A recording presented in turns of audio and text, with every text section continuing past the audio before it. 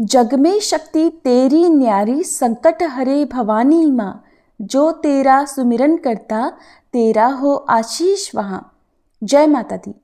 माँ भगवती की अनंत कृपा से आज हम श्री दुर्गा सप्तशती के चौथे दिन के अध्याय का श्रवण करेंगे।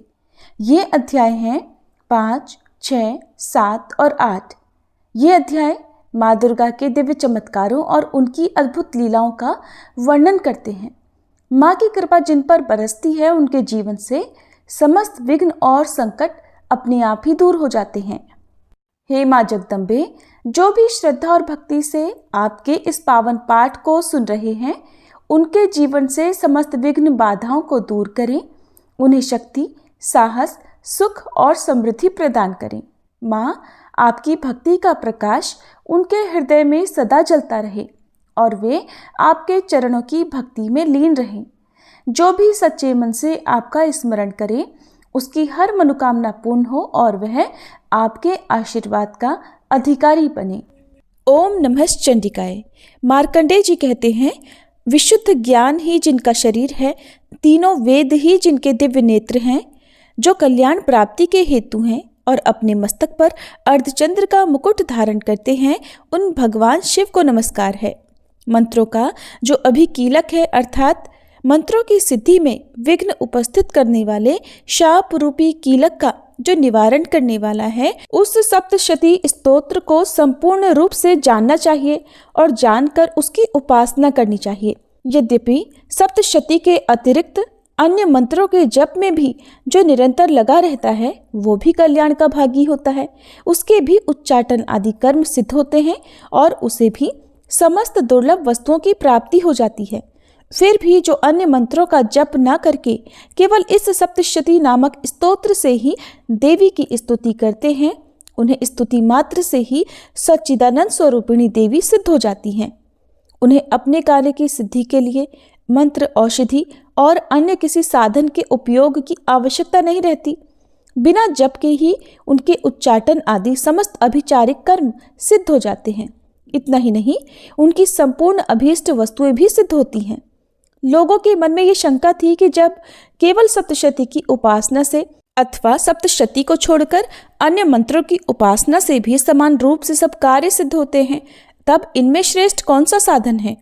लोगों की इसी शंका को सामने रखकर भगवान शंकर ने अपने पास आए हुए जिज्ञासुओं को समझाया कि ये सप्तशती नामक संपूर्ण स्तोत्र ही सर्वश्रेष्ठ एवं कल्याणमय है। तदंतर भगवती चंडिका के सप्तशती नामक स्तोत्र को महादेव जी ने गुप्त कर दिया। सप्तशती के पाठ से जो पुण्य प्राप्त होता है, उसकी कभी समाप्ति नहीं होती, किंतु अन्य मंत्रों के जपजन्य पुण्यों की समाप्ति हो जाती है। अतः भगवान शिव ने अन्य मंत्रों की अपेक्षा जो सप्तशती की ही श्रेष्ठता का निर्णय किया, उसे यथार्थ ही जानना चाहिए। अन्य मंत्रों का जप करने वाला पुरुष भी यदि सप्तशती के स्तोत्र और जप का अनुष्ठान कर ले, तो वो भी पूर्ण रूप से ही कल्याण का भागी होता है। इसमें तनिक भी संदेह नहीं है। जो साधक कृष्ण पक्ष की चतुर्दशी अथवा अष्टमी को एकाग्रचित्त होकर भगवती की सेवा में अपना सर्वस्व समर्पित कर देता है और फिर उसे प्रसाद रूप से ग्रहण करता है, उसी पर भगवती प्रसन्न होती हैं, अन्यथा उनकी प्रसन्नता नहीं प्राप्त होती।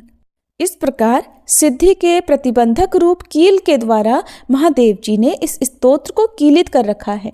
जो पूर्वोक्त रीति से निष्कीलन करके इस सप्तशती स्तोत्र का प्रतिदिन स्पष्ट उच्चारण पूर्वक पाठ करता है, वह मनुष्य सिद्ध हो जाता है, वही देवी का पार्षद होता है और वही गंधर्व भी होता है।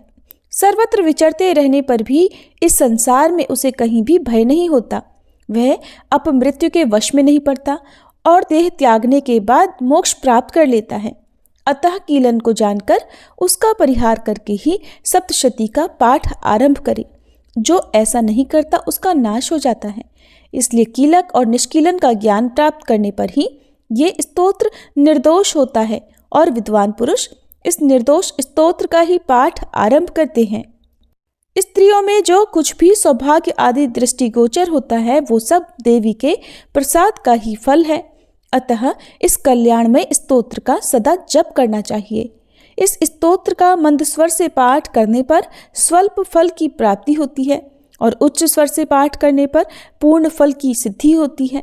इसलिए उच्च स्वर से ही इसका पाठ आरंभ करना चाहिए। जिनके प्रसाद से ऐश्वर्य, सौभाग्य, आरोग्य, संपत्ति, शत्रुनाश तथा परम मोक्ष की भी सिद्धि होती है, उस कल्याणमयी जगदम्बा की स्तुति मनुष्य क्यों नहीं करते। जय माता दी। कीलक स्तोत्र संपूर्ण हुआ। आप सुनिए श्री दुर्गा सप्तशती का 5वां अध्याय, जिसमें देवताओं द्वारा देवी की स्तुति, चंड मुंड के मुख से अंबिका के रूप की प्रशंसा सुनकर शुंभ का उनके पास दूत भेजना और दूत के निराश लौटने का वर्णन है। अध्याय से पहले हम सभी माँ जगदम्बा का ध्यान करें, जो अपने कर कमलों में घंटा, शूल, हल, शंख, मूसल, चक्र, धनुष और बाण धारण करती हैं। शरद ऋतु के शोभा संपन्न चंद्रमा के समान जिनकी मनोहर कांति है, जो तीनों लोकों की आधारभूता और शुंभ आदि दैत्यों का नाश करने वाली है, तथा गौरी के शरीर से जिनका प्राकट्य हुआ है, उन महासरस्वती देवी का मैं निरंतर भजन करती हूँ। मार्कंडेय ऋषि कहते हैं, पूर्व काल में शुंभ और निशुंभ नामक असुरों ने अपने बल के घमंड में आकर शचीपति इंद्र के हाथ से तीनों लोकों का राज्य और यज्ञ भाग छीन लिए। वे ही दोनों सूर्य, चंद्रमा, कुबेर, यम और वरुण के अधिकार का भी उपयोग करने लगे। वायु और अग्नि का कार्य भी वे ही करने लगे। उन दोनों ने सब देवताओं को अपमानित, राज्यभ्रष्ट, पराजित और अधिकारहीन करके स्वर्ग से निकाल दिया। उन दोनों महान असुरों से तिरस्कृत देवताओं ने अपराजिता देवी का स्मरण किया और सोचा, जगदम्बा ने हम लोगों को वर दिया था कि आपत्ति काल में स्मरण करने पर मैं तुम्हारी सब आपत्तियों का तत्काल नाश कर दूंगी।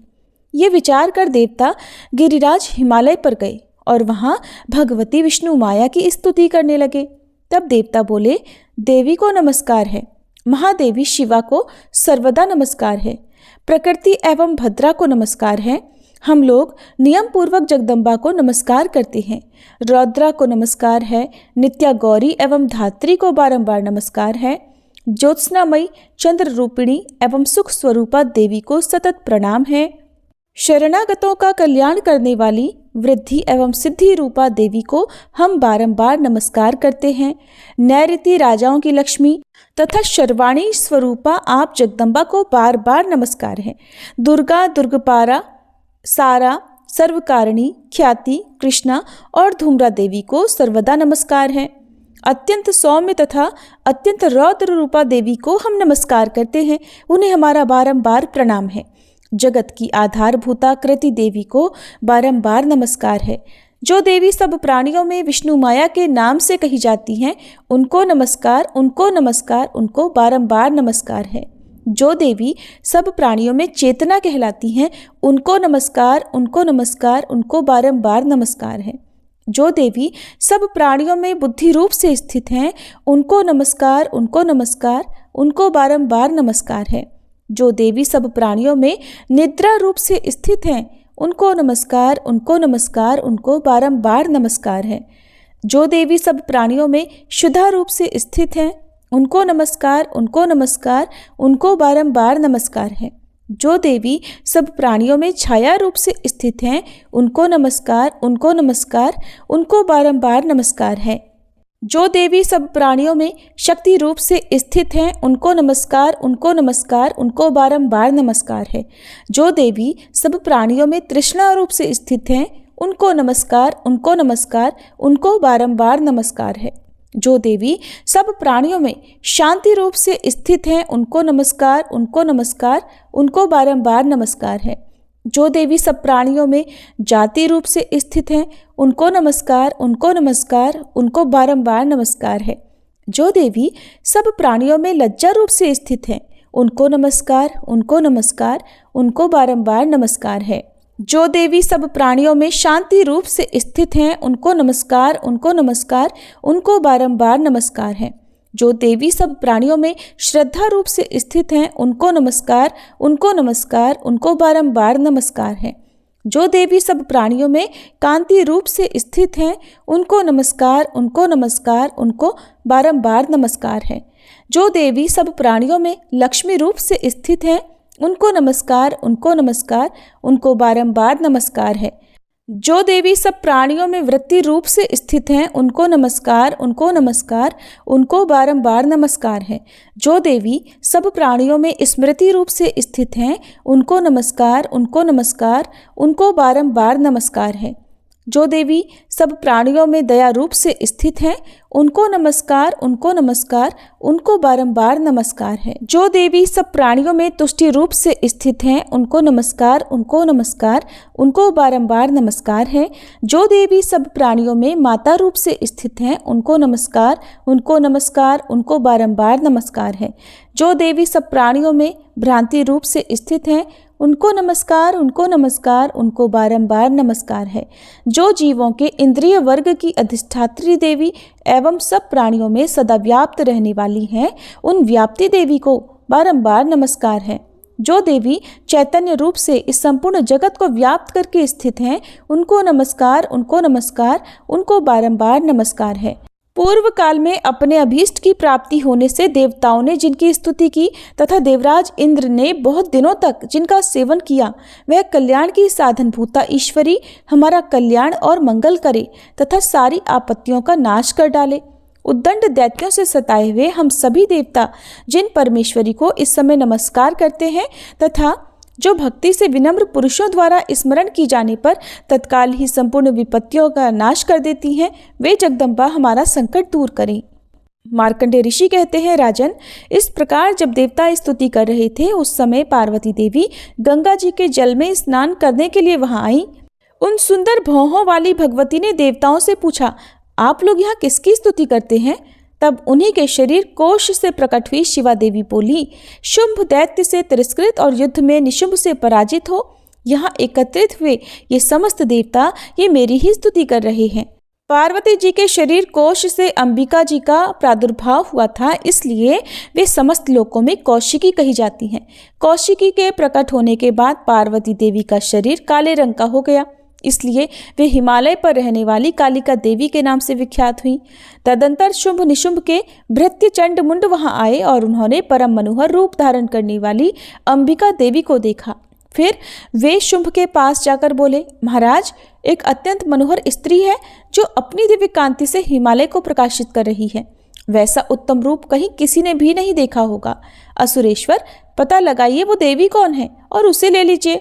स्त्रियों में तो वह रत्न ही है, उसका प्रत्येक अंग बहुत ही सुंदर है और वह अपने श्री अंगों की प्रभा से संपूर्ण दिशाओं में प्रकाश फैला रही है।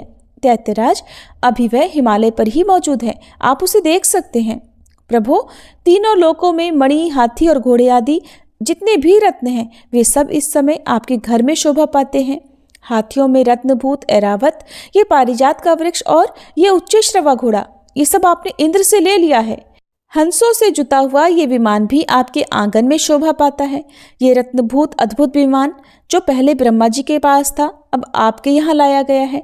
ये महापद्म नामक निधि आप कुबेर से छीन लाए हैं। समुद्र ने भी आपको किंजलकिनी नाम की माला भेंट की है, जो केसरों से सुशोभित है और जिसके कमल कभी कुम्हलाते नहीं हैं। सुवर्ण की वर्षा करने वाला वरुण का छत्र भी आपके घर में शोभा पाता है और ये श्रेष्ठ रथ जो पहले प्रजापति के अधिकार में था, अब आपके पास मौजूद है।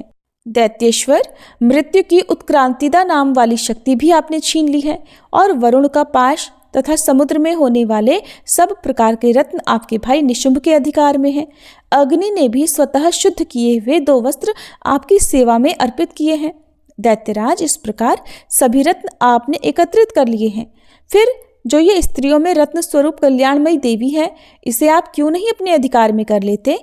मार्कंडेय ऋषि कहते हैं, चंड मुंड का ये वचन सुनकर शुंभ ने महादैत्य सुग्रीव को दूत बनाकर देवी के पास भेजा और कहा, तुम मेरी आज्ञा से उसके सामने ये बातें कहना और ऐसा उपाय करना जिससे प्रसन्न होकर वो शीघ्र ही यहाँ चली आए। वह दूत पर्वत के अत्यंत रमणीय प्रदेश में जहाँ देवी मौजूद थी गया और मधुरवाणी में कोमल वचन बोला। दूत कहने लगा, देवी, दैत्यराज शुंभ इस समय तीनों लोकों के परमेश्वर हैं। मैं उन्हीं का भेजा हुआ दूत हूँ और यहाँ तुम्हारे ही पास आया हूँ। उनकी आज्ञा सदा सब देवता एक स्वर से मानते हैं, कोई उसका उल्लंघन नहीं कर सकता। वे संपूर्ण देवताओं को परास्त कर चुके हैं। उन्होंने तुम्हारे लिए जो संदेश दिया है उसे सुनो। संपूर्ण त्रिलोकी मेरे अधिकार में है, देवता भी मेरी आज्ञा के अधीन चलते हैं।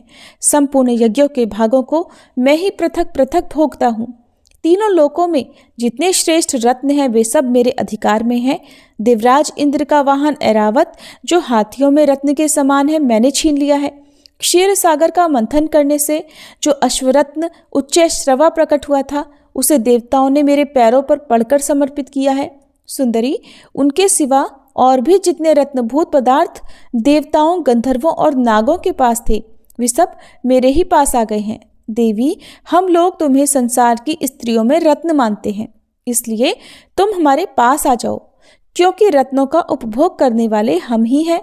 चंचल कटाक्षों वाली सुंदरी, तुम मेरे या मेरे भाई महापराक्रमी निशुंभ की सेवा में आ जाओ, क्योंकि तुम रत्न रूपा हो। मेरा वरण करने से तुम्हें तुलना रहित महान ऐश्वर्य की प्राप्ति होगी। अपनी बुद्धि से ये विचार कर तुम मेरी पत्नी बन जाओ।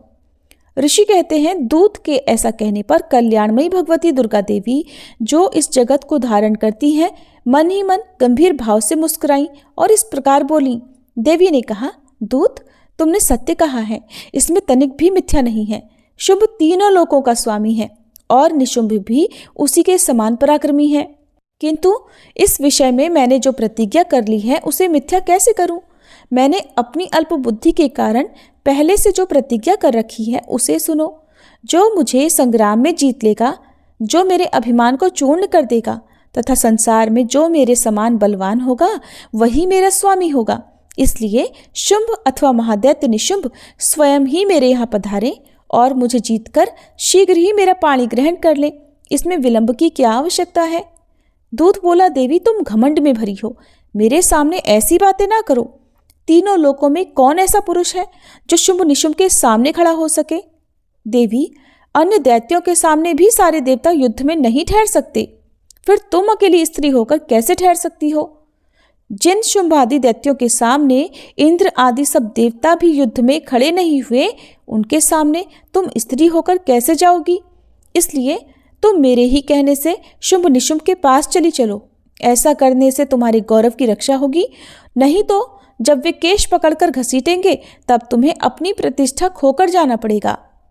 देवी ने कहा, तुम्हारा कहना ठीक है, शुंभ बलवान है और निशुंभ भी बड़े पराक्रमी है, किंतु क्या करूं? मैंने पहले बिना सोचे समझे प्रतिज्ञा कर ली है, अतः अब तुम जाओ। मैंने तुमसे जो कुछ कहा है वो सब दैत्यराज से आदरपूर्वक कहना, फिर वे जो उचित जान पड़े करें। जय माता दी। इस प्रकार श्री मार्कंडेय पुराण में सावर्णिक मनवंतर की कथा के अंतर्गत देवी महात्म्य में देवी दूत संवाद नामक 5वां अध्याय पूर्ण हुआ। अब सुनिए 6ठा अध्याय, जिसमें धूम्रलोचन वध का वर्णन किया गया है। अध्याय से पहले हम सभी माँ जगदम्बा का ध्यान करें। मैं सर्वगेश्वर भैरव के अंक में निवास करने वाली परमोत्कृष्ट पद्मावती देवी का चिंतन करती हूँ। वे नागराज के आसन पर बैठी हैं। नागों के फणों में सुशोभित होने वाली मणियों की विशाल माला से उनकी देहलता उद्भासित हो रही है।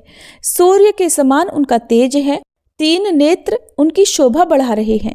वे हाथों में माला, कुंभ, कपाल और कमल लिए हुए हैं तथा उनके मस्तक में अर्धचंद्र का मुकुट सुशोभित है।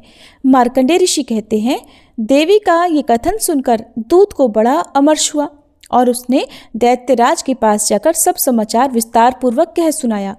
दूत के उस वचन को सुनकर दैत्यराज कुपित हो उठा और दैत्य सेनापति धूम्रलोचन से बोला, धूम्रलोचन, तुम शीघ्र अपनी सेना साथ लेकर जाओ और उस दुष्टा के केश पकड़कर घसीटते हुए उसे बलपूर्वक यहाँ ले आओ।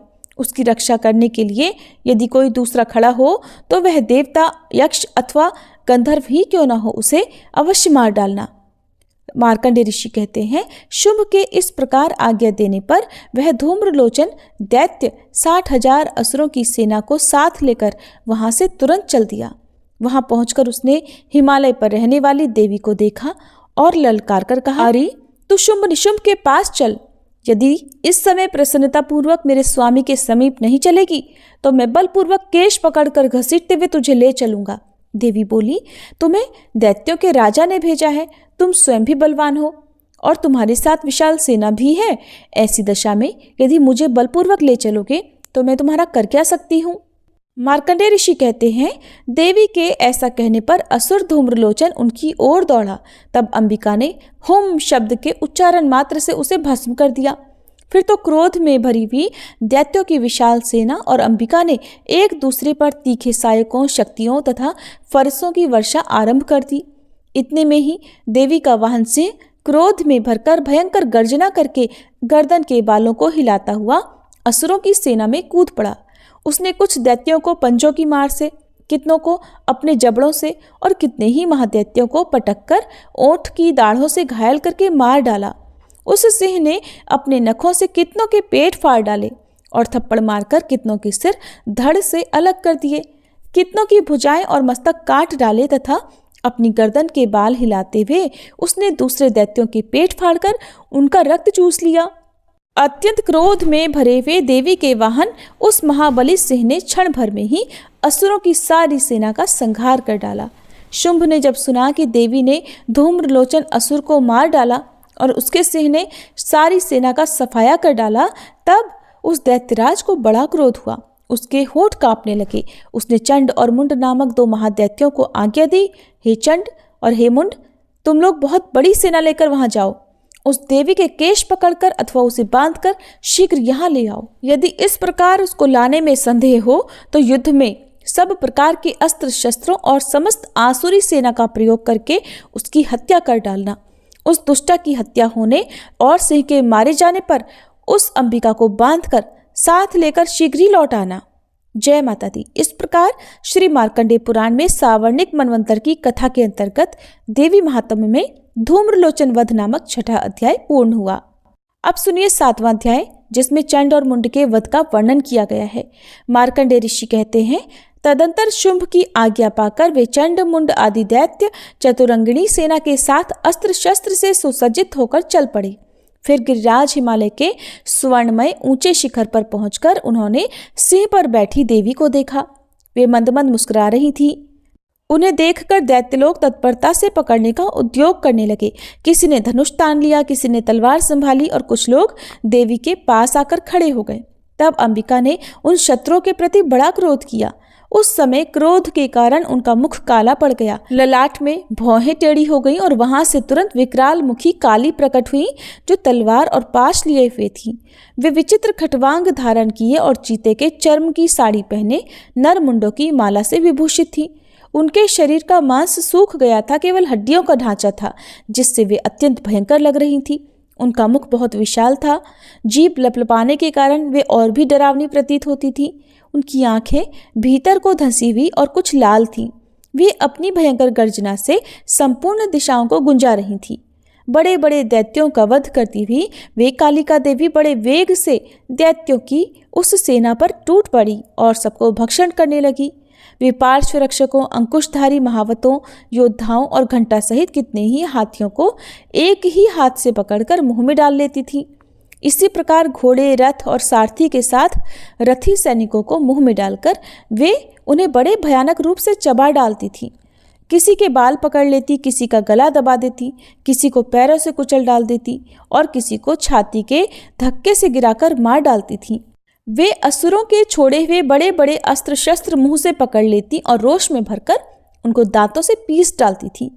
काली ने बलवान एवं दुरात्मा दैत्यों की वह सारी सेना रौंद डाली, खा डाली और कितनों को मार भगाया। कोई तलवार के घाट उतारे गए, कोई खटवांग से पीटे गए और कितने ही असुर दांतों के अग्रभाग से कुचले जाकर मृत्यु को प्राप्त हुए।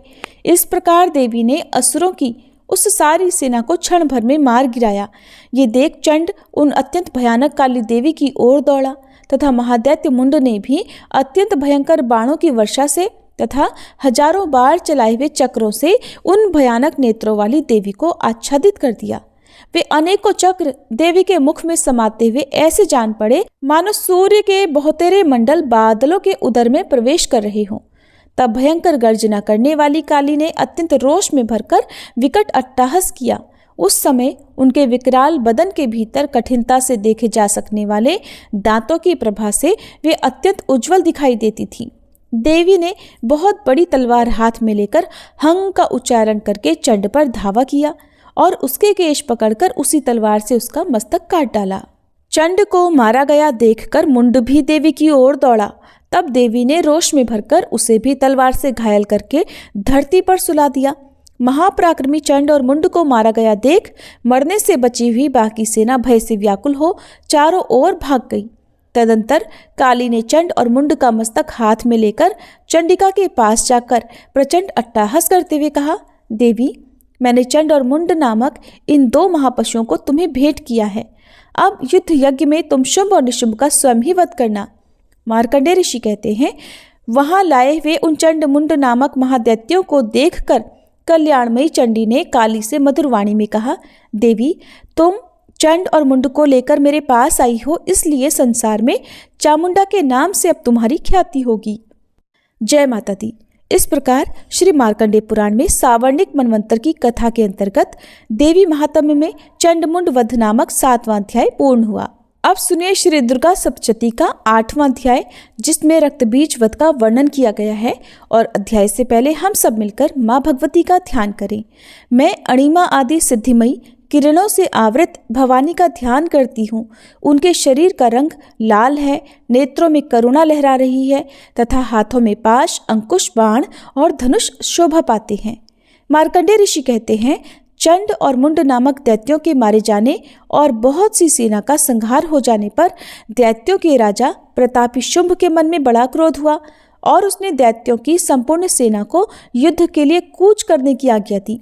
वह बोला, आज उदयुद्ध नाम के 86 दैत्य सेनापति अपनी सेनाओं के साथ युद्ध के लिए प्रस्थान करें। कंबू नाम वाले दैत्यों के 84 सेना नायक अपनी वाहिनी से घिरे हुए यात्रा करें। 50 कोटि वीर कुल के और 100 धौम्र कुल के असुर सेनापति मेरी आज्ञा से सेना सहित कूच करें। कालक, दोहर्द, मौर्य और काल के असुर भी युद्ध के लिए तैयार हो मेरी आज्ञा से तुरंत प्रस्थान करें। भयानक शासन करने वाला असुरराज शुंभ इस प्रकार आज्ञा देकर सहस्त्रों बड़ी बड़ी सेनाओं के साथ युद्ध के लिए प्रस्थान कर गया। उसकी अत्यंत भयंकर सेना आती देख चंडिका ने अपने धनुष की टंकार से पृथ्वी और आकाश के बीच का भाग गुंजा दिया। तदंतर देवी के सिंह ने भी बड़े जोर जोर से दहाड़ना आरंभ किया। फिर अंबिका ने घंटे के शब्द से उस ध्वनि को और भी बढ़ा दिया। धनुष की टंकार, सिंह की दहाड़ और घंटे की ध्वनि से संपूर्ण दिशाएं गूंज उठी। उस भयंकर शब्द से काली ने अपने विकराल मुख को और भी बढ़ा लिया तथा इस प्रकार वे विजयिनी हुई। उस तुमुल नाद को सुनकर दैत्यों की सेनाओं ने चारों ओर से आकर चंडिका देवी, सिंह तथा काली देवी को क्रोधपूर्वक घेर लिया। मार्कंडेय ऋषि कहते हैं, राजन, इसी बीच में असुरों के विनाश तथा देवताओं के अभ्युदय के लिए ब्रह्मा, शिव, कार्तिकेय, श्री विष्णु तथा इंद्र आदि देवों की शक्तियां जो अत्यंत पराक्रम और बल से संपन्न थी, उनके शरीरों से निकलकर उन्हीं के रूप में चंडिका देवी के पास गईं। जिस देवता का जैसा रूप, जैसा वेशभूषा और जैसा वाहन है, ठीक वैसे ही साधनों से संपन्न हो उसकी शक्ति असुरों से युद्ध करने के लिए आई। सबसे पहले हंसयुक्त विमान पर बैठी हुई अक्षसूत्र और कमंडल से सुशोभित ब्रह्मा जी की शक्ति उपस्थित हुई, जिसे ब्रह्माणी कहते हैं। महादेव जी की शक्ति वृषभ पर आरूढ़ होकर हाथों में श्रेष्ठ त्रिशूल धारण किए, महानाग का कंकण पहने, मस्तक में चंद्र रेखा से विभूषित हो वहां आ पहुंची। कार्तिकेय जी की शक्ति रूपा जगदम्बिका उन्हीं का रूप धारण किए श्रेष्ठ मयूर पर आरूढ़ होकर हाथों में शक्ति लिए दैत्यों से युद्ध करने के लिए आई। इस प्रकार भगवान विष्णु की शक्ति गरुड़ पर विराजमान हो शंख, चक्र, गदा, शारंग, धनुष तथा खड्ग हाथ में लिए वहां आई। अनुपम यज्ञ वराह का रूप धारण करने वाले श्री हरि की जो शक्ति है, वो भी वराह शरीर धारण करके वहां उपस्थित हुई। नारसिंगी शक्ति भी नरसिंह के समान शरीर धारण करके वहां आई। उसकी गर्दन के बालों के झटके से आकाश के तारे बिखर पड़ते थे। इसी प्रकार इंद्र की शक्ति वज्र हाथ में लिए गजराज ऐरावत पर बैठकर आई। उसके भी सहस्त्र नेत्र थे। इंद्र का जैसा रूप है वैसा ही उसका भी था। तदंतर उन देव शक्तियों से घिरे हुए महादेव जी ने चंडिका से कहा, मेरी प्रसन्नता के लिए अब तुम शीघ्र ही इन असुरों का संहार करो। तब देवी के शरीर से अत्यंत भयानक और परम उग्र चंडिका शक्ति प्रकट हुई, जो सैकड़ों गीदड़ियों की भांति आवाज करने वाली थी। उस अपराजिता देवी ने धूमिल जटा वाले महादेव जी से कहा, भगवान, आप शुंभ निशुंभ के पास दूत बनकर जाइए और उन अत्यंत गर्वीले दानव शुंभ और निशुंभ दोनों से कहिए। साथ ही उनके अतिरिक्त भी जो दानव युद्ध के लिए वहां उपस्थित हो उनको भी ये संदेश दीजिए कि दैत्यों, यदि तुम जीवित रहना चाहते हो तो पाताल को लौट जाओ। इंद्र को त्रिलोकी का राज्य मिल जाए और देवता यज्ञ भाग का उपभोग करें। यदि बल के घमंड में आकर तुम युद्ध की अभिलाषा रखते हो तो आओ, मेरी शिवाएं तुम्हारे कच्चे मांस से तृप्त हों। क्योंकि उस देवी ने भगवान शिव को दूत के कार्य में नियुक्त किया था, इसलिए वे शिवदूती के नाम से संसार में विख्यात हुई। वे महादैत्य भी भगवान शिव के मुंह से देवी के वचन सुनकर क्रोध में भर गए और जहां कात्यायनी विराजमान थी उस ओर बढ़े।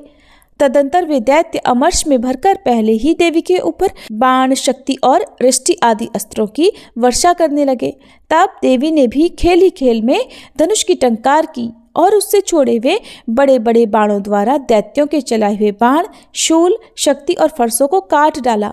फिर काली उनके आगे होकर शत्रुओं को शूल के प्रहार से विदीर्ण करने लगी और खटवांग से उनका कचूमर निकालती हुई रणभूमि में विचरने लगी। ब्रह्माणी भी जिस जिस ओर दौड़ती उसी ओर अपने कमंडल का जल छिड़ककर शत्रुओं के ओज और पराक्रम को नष्ट कर देती थी।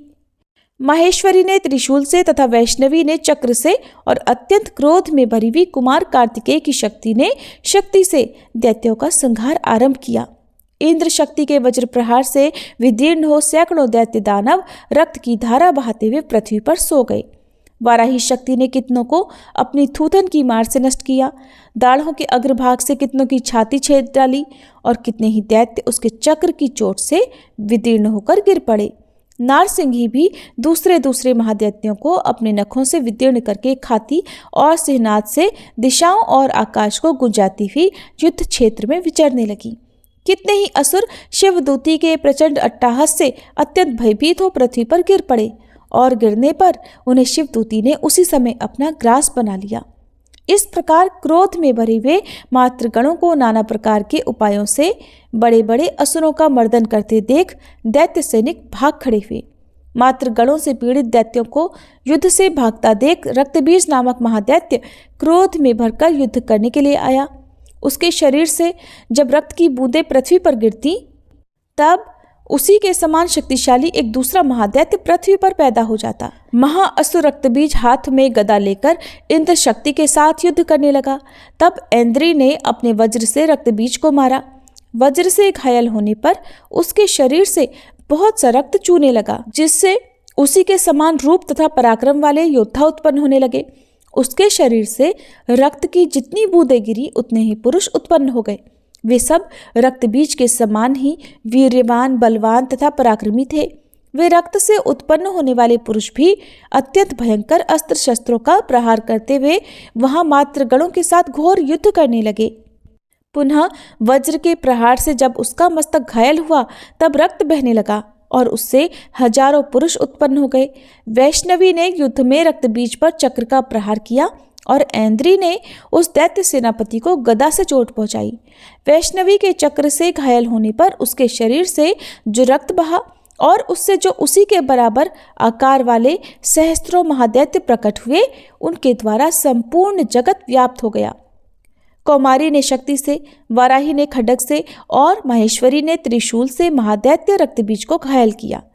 क्रोध में भरे हुए उस महादैत्य रक्तबीज ने भी सभी मात्र शक्तियों पर पृथक पृथक प्रहार किया। शक्ति और शूल आदि से अनेक बार घायल होने पर जो उसके शरीर से रक्त की धारा पृथ्वी पर गिरी, उससे भी निश्चय ही सैकड़ों असुर उत्पन्न हो गए। इस प्रकार उस महादैत्य के रक्त से प्रकट हुए असुरों द्वारा संपूर्ण जगत व्याप्त हो गया। इससे उन देवताओं को बड़ा भय हुआ। देवताओं को उदास देखकर चंडिका ने काली से शीघ्रतापूर्वक कहा, चामुंडे, अब तुम अपना मुख और भी फैलाओ और मेरे शस्त्रापात से गिरने वाले रक्त बिंदुओं और उनसे उत्पन्न होने वाले महादैत्यों को तुम अपने इस उतावले मुख से खा जाओ। इस प्रकार रक्त से उत्पन्न होने वाले महादैत्यों को भक्षण करती हुई तुम रण में विचरती रहो। ऐसा करने से उस दैत्य का सारा रक्त क्षीण हो जाने पर वह स्वयं भी नष्ट हो जाएगा। उन भयंकर दैत्यों को जब तुम खा जाओगी तब दूसरे नए दैत्य उत्पन्न नहीं हो सकेंगे। काली से ऐसा कहकर चंडिका देवी ने शूल से रक्तबीज को मारा और काली ने अपने मुख में उसका सारा रक्त ले लिया। तब उसने वहां चंडिका पर गदा से प्रहार किया, किंतु उस गदापात ने देवी को तनिक भी चोट नहीं पहुंचाई। रक्त बीज के घायल शरीर से बहुत सा रक्त गिरा, किंतु जैसे ही वह गिरा वैसे ही चामुंडा ने उसे अपने विकराल मुख में ले लिया।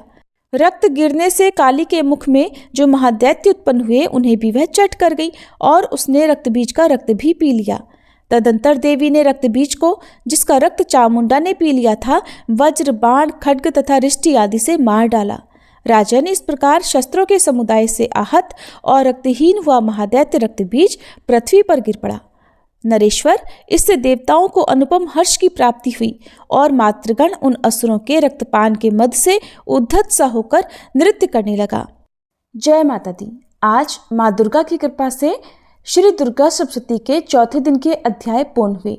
माता रानी की अनंत अनुकंपा आप सभी पर बनी रहे। जो भी श्रद्धा से इन पाठों को सुन रहे हैं, माँ उनके जीवन में सुख, शांति, समृद्धि और मंगल में ऊर्जा का संचार करें। आप सभी से निवेदन है कि इस पावन प्रसंग को अपने परिवार और मित्रों तक पहुंचाएं, ताकि अधिक से अधिक लोग माँ की कृपा का लाभ प्राप्त कर सके। प्रिय श्रोताओ, कल हम दुर्गा सप्तशती के 5वें दिन के अध्याय के साथ फिर से मिलेंगे। तब तक माता रानी की भक्ति में लीन रहिए और माँ की जय जयकार करते रहिए। जय माता दी।